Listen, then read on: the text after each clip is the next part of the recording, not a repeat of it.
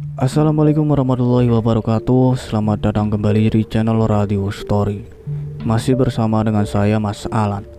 Untuk kali ini saya akan menceritakan sebuah cerita yang berjudul Jabang Bayi. Cerita ini ditulis oleh akun Facebook bernama Umi Aslaja. Bagi teman-teman yang ingin membaca langsung ceritanya, nanti silakan saja kunjungi linknya yang akan saya sertakan di kolom deskripsi. Sebelum kita masuk ke ceritanya, jangan lupa untuk like, comment, subscribe channel ini dan nyalakan juga lonceng notifikasinya agar tidak ketinggalan cerita-cerita dari channel ini. Dan seperti apa ceritanya? Mari kita dengarkan.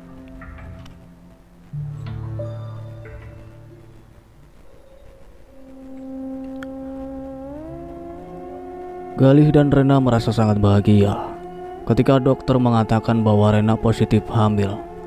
Di depan dokter, Galih memeluk Rena dan menciumnya. Dokter hanya tersenyum melihat kemesraan itu.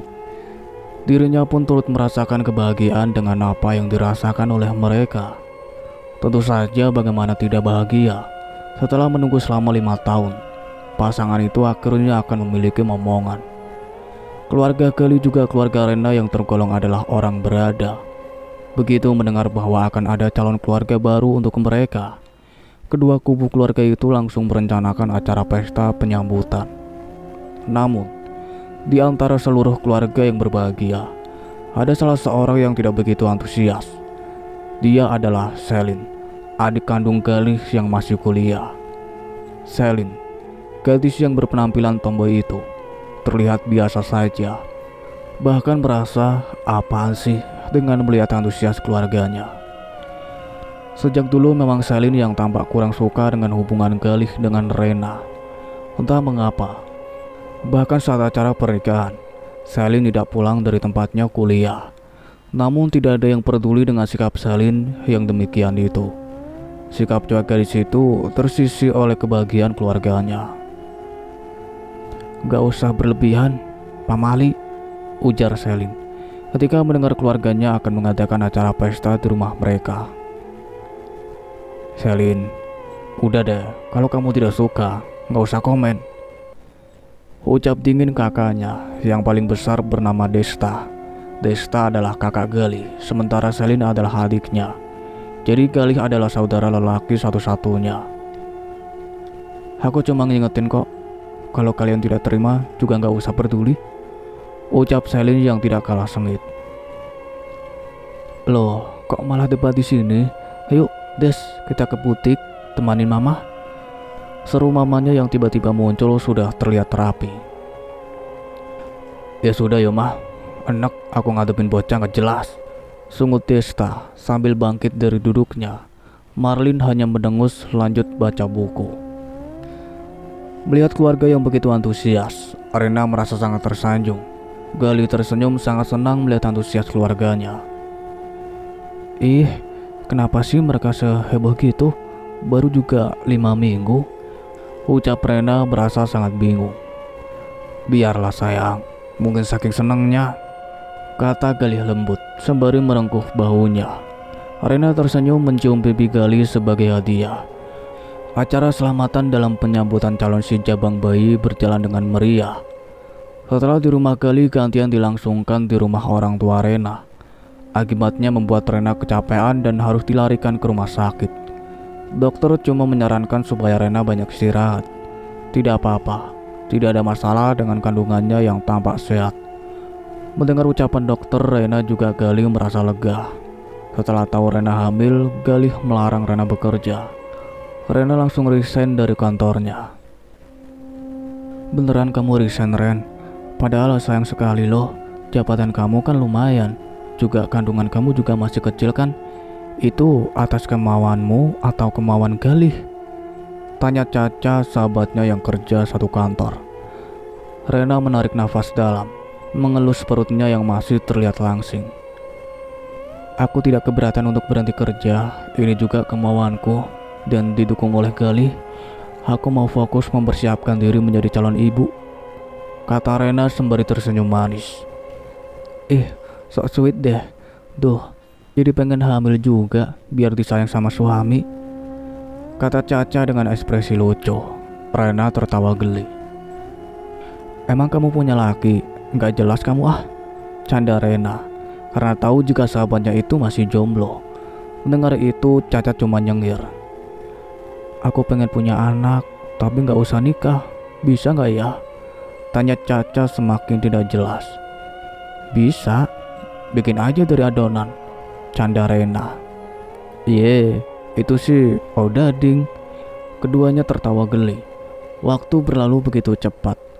Di rumah besar yang hanya ditemani oleh seorang pembantu dan penjaga kebun, Rena setiap hari menyibukkan diri dengan membaca buku tutorial menjadi ibu muda dan juga mengikuti program hamil. Membuat ia tidak merasakan bete meskipun hanya sesekali diajak keluar rumah oleh Gali. Setiap minggu mamanya atau mama mertuanya datang membawa hadiah untuk Rena. Tentu saja membuat Rena merasa sangat bahagia. Ketika kehamilan menginjak usia 4 bulan, kembali mengadakan acara syukuran yang kali ini diadakan di rumah Rena.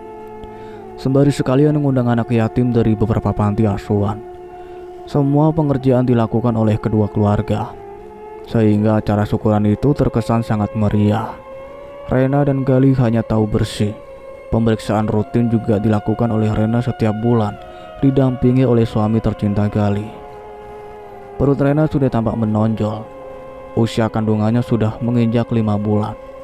Setiap hari selesai mandi dan sarapan nemenin Gali sebelum berangkat ke kantor. Rena akan duduk santai di teras samping rumahnya yang sekaligus adalah taman bunga beraneka warna.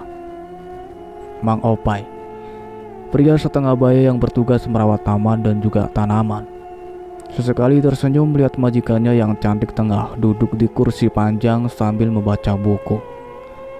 Mang Opai merasa betah bekerja di rumah tersebut karena majikannya begitu baik dan perhatian. Apalagi sekarang akan mendapatkan momongan. Kebahagiaan seperti menular pada diri Mang Opai juga. Sesekali tersenyum dan geleng-geleng kepala. Begitu tekun merawat bunga agar menambah keindahan suasana taman. Karena ia tahu persis jika sang nyonya begitu suka berada di teras samping rumahnya. Mang Opai segera meninggalkan taman setelah dirasa sudah tidak ada lagi yang ia kerjakan di tempat itu. Rena dengan daster putih bersih berenda di bagian dadanya itu, tampak duduk santai sambil sesekali mengelus perutnya yang membesar. Tiba-tiba saja hidungnya yang bangir mencium sesuatu yang sangat mengganggu penciumannya. Segera ia mengendus sembari menatap ke sana kemari. Kok tiba-tiba bau bangkai ya? Bangkai apa sih? Gumamnya sambil segera bangkit dari duduknya yang nyaman. Menatap sekeliling tempat mencari sumber bau tidak sedap itu.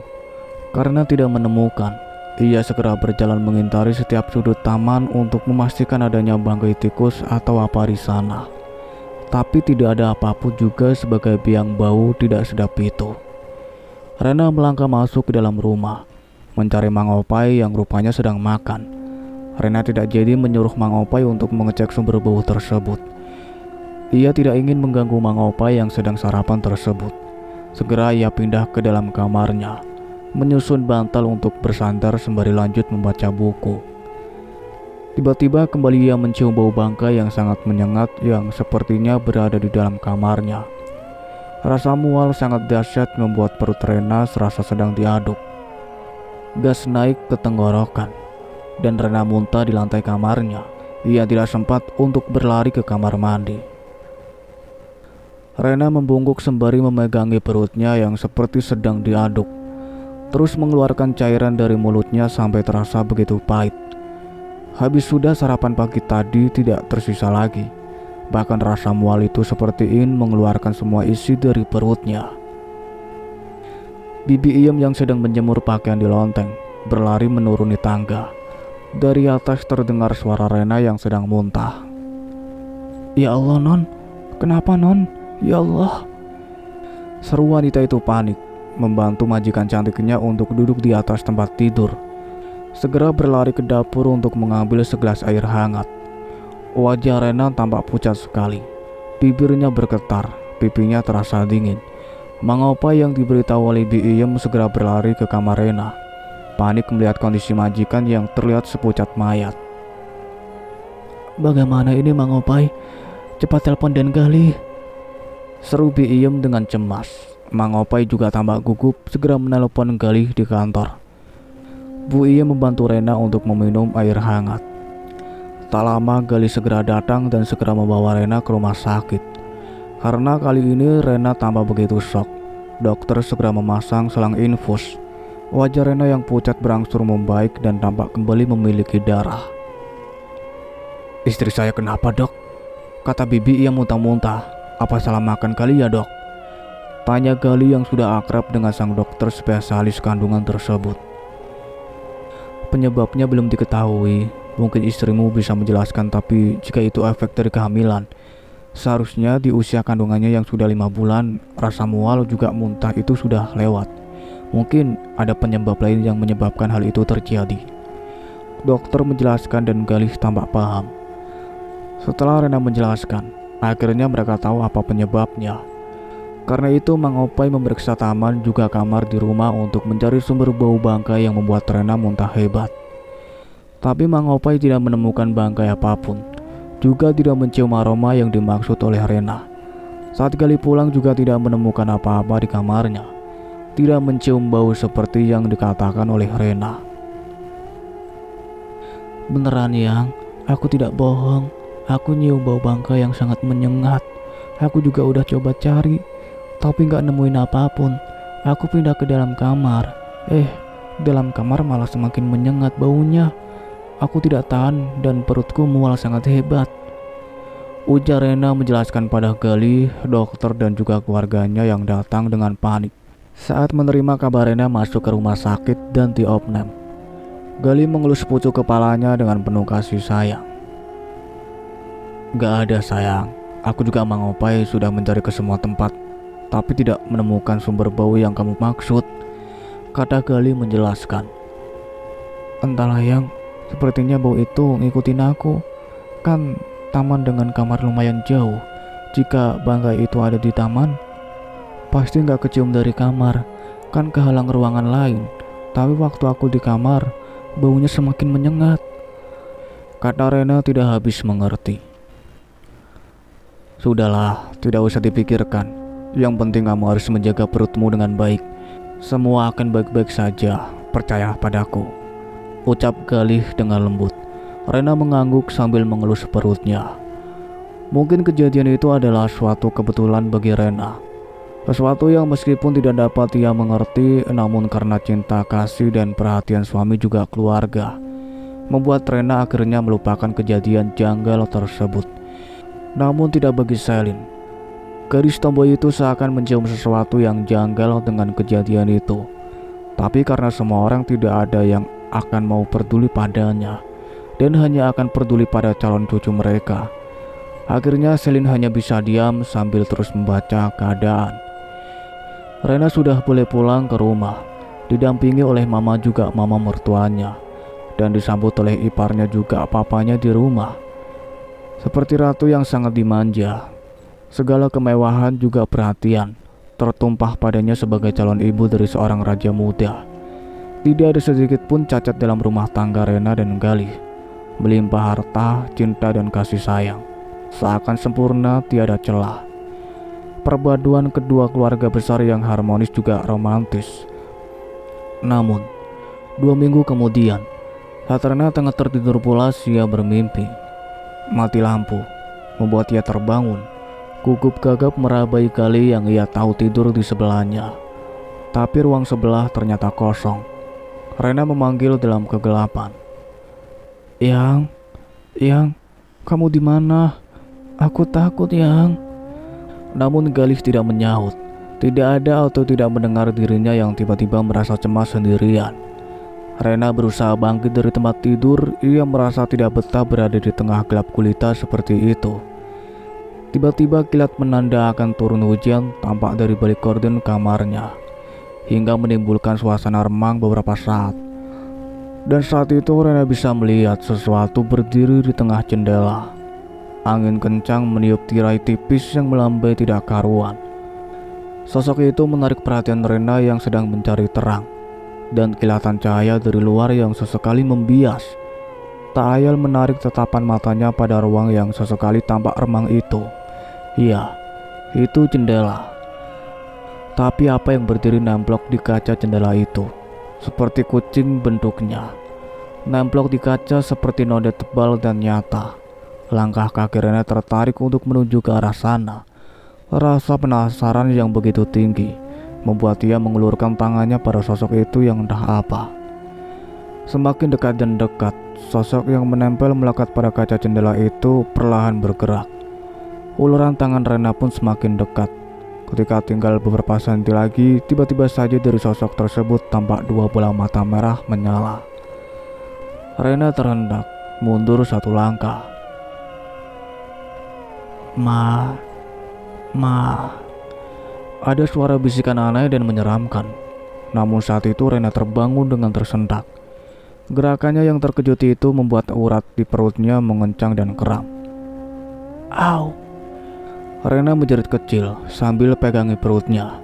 Bibirnya meringis menahan rasa sakit, perutnya serasa sedang dicengkram. Galih terbangun dengan terkejut, menatap panik wajah sang istri yang tiba-tiba pias. Sayang, kamu kenapa? Kenapa perutmu? Sakit ya? Tanya Galih seketika panik. Rena terus meringis menahan rasa sakit. Gak tahu, tiba-tiba kram. Rintih Rena dengan pelan. Galih segera bangkit dan keluar dari kamar, mengambil segelas air hangat. Minum dulu ya, biar kramnya reda. Rena meraih gelas di tangan Galih. Segera ia meminum satu teguk, namun saat merasakan rasanya beda. Rena menatap pada gelas di tangannya. Seketika Rena melemparkan gelas tersebut ke lantai dan kemudian ia muntah. Galih tersentak, tidak mengerti dengan apa yang terjadi. Ada apa yang? Apa ada yang salah dengan air itu? Sambil mengurut pundak Rena yang terus saja mengeluarkan isi perutnya, Rena nunjuk gelas yang pecah di lantai. Yang ia lihat adalah darah yang sekarang menggenang di lantai. Dan ia merasa jika air yang ia minum terasa asin. Karena itu ia sangat terkejut saat melihat isi dalam gelas yang adalah darah. Mendengar suara benda pecah di tengah malam gulita, si Bibi terbangun dan berlari keluar kamar, mengetuk pintu kamar tuannya dengan panik, takut terjadi sesuatu pada sang nyonya. Galih yang masih dalam pengaruh rasa kantuk mencerna ucapan Rena dan melihat ke lantai yang hanya air putih biasa. Yang itu hanya air putih hangat biasa loh, bukan darah seperti katamu. Coba kamu perhatikan dengan seksama, kata Galih mencoba menenangkan istrinya yang ketakutan. Tapi itu darah yang rasanya juga asin. Aku gak bohong, aku melihat dan merasakannya, kata Rena pula tetap kekeh. Galih menyuruh si Bibi untuk masuk dan membersihkan gelas yang pecah di lantai, juga muntahan Rena. Nona Rena, kenapa toh? Ada apa non? Tanya si Bibi dengan khawatir. Itu Bi, masa air putih dibilangnya darah? Itu cuma air putih biasa kan Bi? Ujar Galih meminta kesaksian si Bibi. Si Bibi memperhatikan lantai, tidak ada darah setetes pun. Bibi tidak lihat darah kok non, ini benar air putih, benar kata Den Galih, kata si Bibi. Tuh, bener kan kataku? Lagian dari mana aku dapat darah satu gelas? Aneh aja kamu yang. Udah deh, kamu harus banyak istirahat, tidak boleh banyak pikiran. Ingat, kamu harus sehat, agar anak kita juga nanti terlahir sehat. Selesai Galih berbicara, tiba-tiba lampu berkedip 2 kali. Si Bibi juga Galih menatap pada lampu. Rena tampak terdiam, belum sepenuhnya percaya dengan apa yang ia alami. Kejadian aneh mulai ia rasakan seiring berjalannya kehamilan yang semakin membesar. Atas mimpinya yang aneh tadi, Rena tidak ingin cerita pada Galih atau pada siapapun. Juga dirinya tidak ingin memikirkan hal itu. Udah non, sekarang non tidak usah banyak pikiran dan fokus saja sama kandungan non. Tenang, kan ada Bibi yang akan selalu menjaga non kalau Den Galih tidak ada di rumah, kata si Bibi. Rena hanya mengangguk pasrah. Paginya tampak normal seperti biasa. Karena semalam tidurnya terganggu, tengah malam terbangun dalam mimpi buruk dan halusinasi brutal. Rena memutuskan untuk tidur setelah Galih berangkat ke kantor. Mang Opa yang biasanya melihat sang nyonya duduk santai di taman samping, siang ini tidak melihat kehadiran sang nyonya. Setelah tugasnya membersihkan taman selesai, Mang Opai segera masuk menemui Bibi Iem. Bi, wah, Bi Iem terlonjak kaget. Ia yang sedang nyuci piring hampir saja melemparkan piringnya ke Mang Opai. Waduh, sedahsyat itu kagetnya ya, Bi. Canda Mang Opai sembari tertawa geli. Mang Opai, gak lucu, Anda ya? Sendak si Bibi dengan kesal. Iya, mangap. Ketahuan Bibi lagi ngelamun ya. Ayo, ngelamunin apa? Ayo. Canda Mang Opai sembari memasang wajah lucu agar bisa Iem baper dan ngambek. Ternyata Bi Iem malah terlihat sedih dan murung. Mang Opai menarik nafas dalam, pasti ada masalah di kampung. Karena Mang Opai tahu, di kampung Bi Iem meninggalin suami dan anaknya. Pasti Bi Iem lagi mikirin mereka. Namun tanpa diminta, Bi Iem menceritakan kejadian aneh yang menimpa sang nyonya. Mang Opai mendengarkan dengan serius karena ia juga merasa heran ketika sang nyonya mencium bau busuk dari arah taman sampai kamar tidur yang ternyata tidak ditemukan bendanya sebagai biang bau tersebut.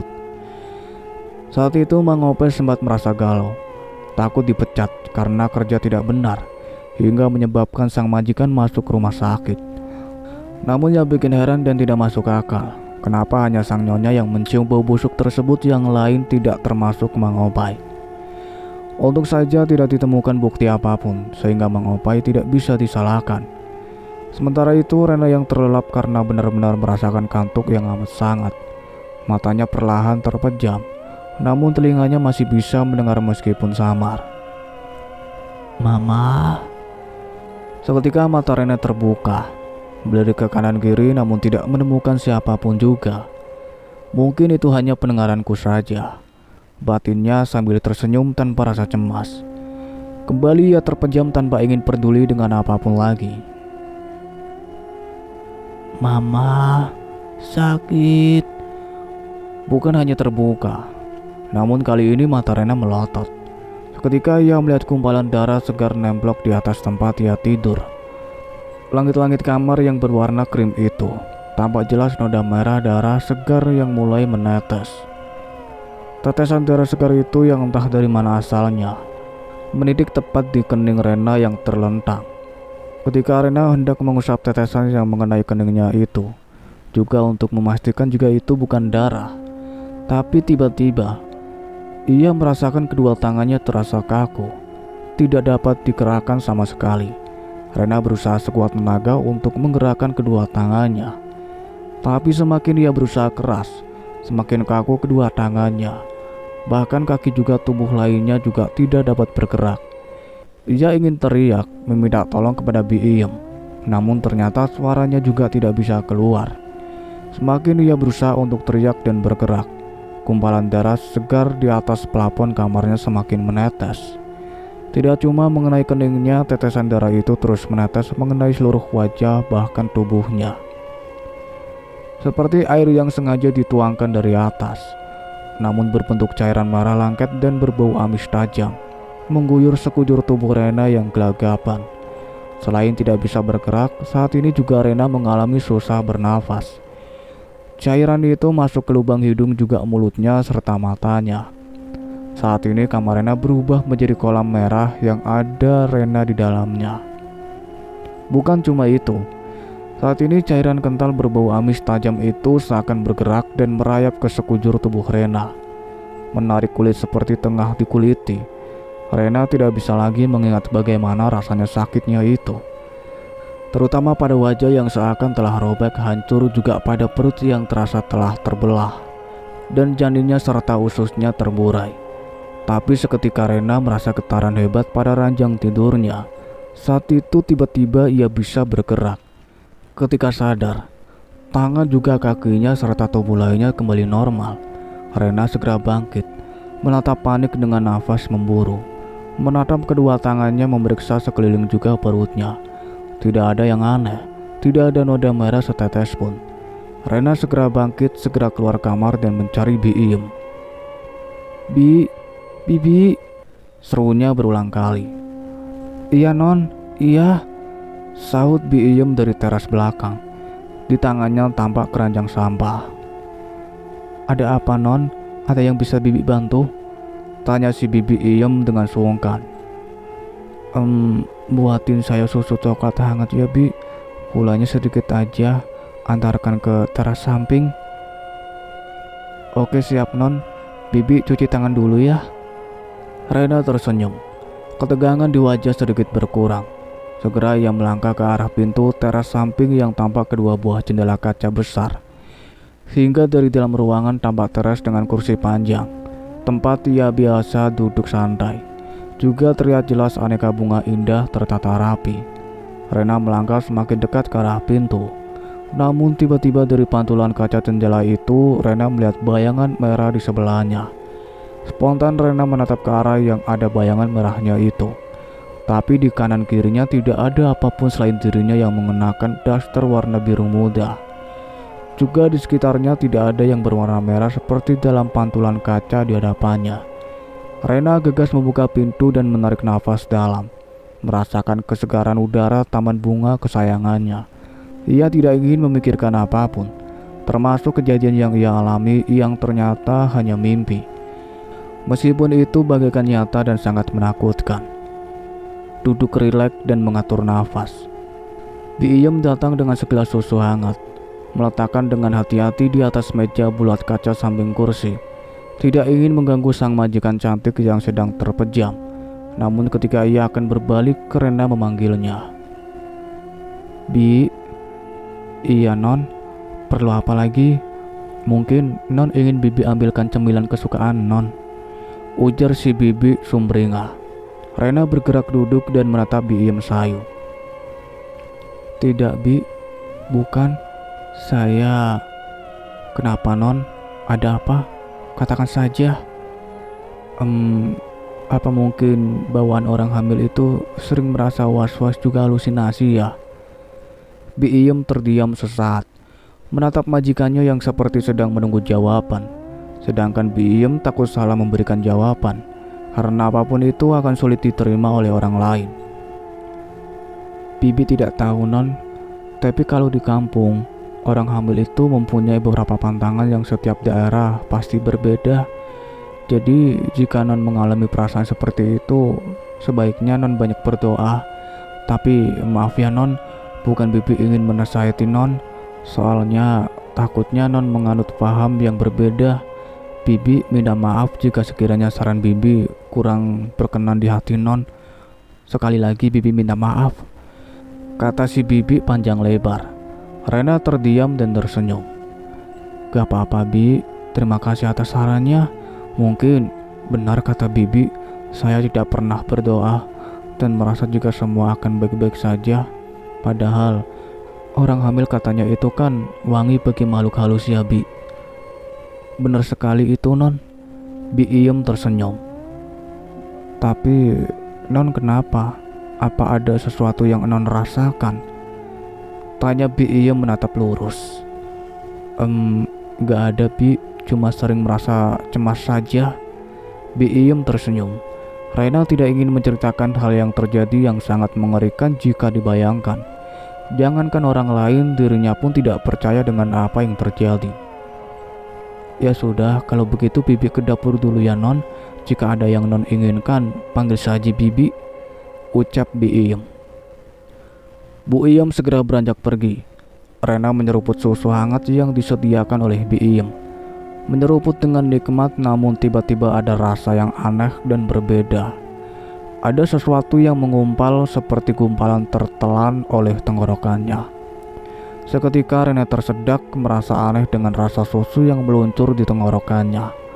Saat diperhatikan ada gumpalan-gumpalan aneh di dalam gelas. Tidak bercampur dengan susu, gumpalan itu berwarna merah. Dengan teliti Rena menatap gelas di tangannya yang sisa tinggal setengah.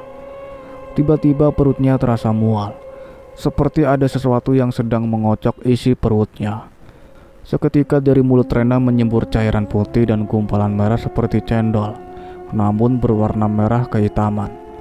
Melihat itu Rena semakin merasa mual, sehingga terus dan terus memuntahkan isi perutnya. Rena terbatuk dengan perut yang serasa mual. Gelas di tangan terjatuh ke lantai. pecah seketika dan tampak di antara cairan susu ada sesuatu yang bergerak. Sesuatu yang entah apa membuat Rena semakin mual. Astagfirullah, Non.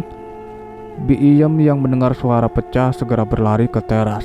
Melihat majikannya sudah kepayahan, lemas dan hampir pingsan, Bi Iem menjadi panik sendiri.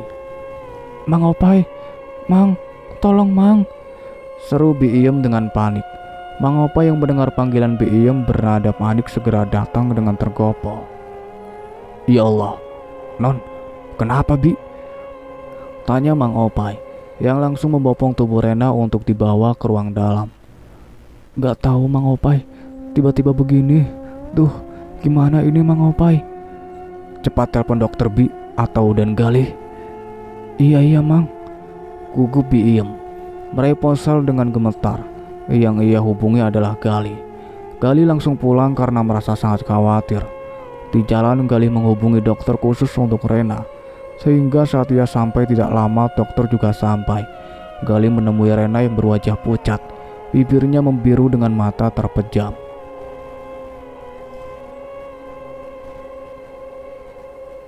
Cukup sekian ceritanya sampai di sini, nantikan kelanjutan ceritanya. Saya akhiri, wassalamualaikum warahmatullahi wabarakatuh.